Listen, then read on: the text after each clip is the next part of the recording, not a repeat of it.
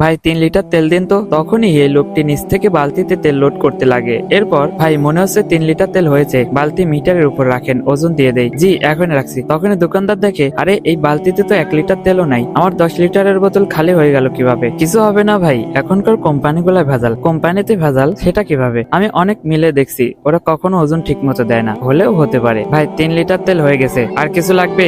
জি ভাই 3 কেজি চাল দিবেন। আচ্ছা ঠিক আছে, আমি এখনই নিয়ে আসছি। অনেকটুকু তেল মেরে দিছি, চল এখান থেকে। এখনই কিভাবে যাব? এই দোকানদার বোকা মনে হচ্ছে, দেখি আরো কিছু মেরে দিতে পারি কিনা। সেটা কিভাবে? শোন, আমি যেটা করবো তুই সেটা করবি, ঠিক আছে? দোকানদার চাল নিয়ে এসে বলে এটা সরিয়ে নেন, হয়ে গেছে আপনার 3 কেজি চাল। আরো কিছু লাগবে নাকি? 5 প্যাকেট মরিচের গুঁড়া দেন। এই যে ভাই আপনার মরিচের গুঁড়া। ভাই 1 প্যাকেট সিগারেট দেন তো। এই নেন ভাই। আরে ভাই আমার হিসাব তাড়াতাড়ি করেন, চলে যাব। আপনার মোট 2500 টাকা হয়েছে। ভাই আমি আপনাকে 500 টাকা দিলাম, বাকিটা ফিরে দেন। আরে এই তুই কখন দিলি 500 টাকা? আরে ভাই দাঁড়াও, তোমার কি হলো?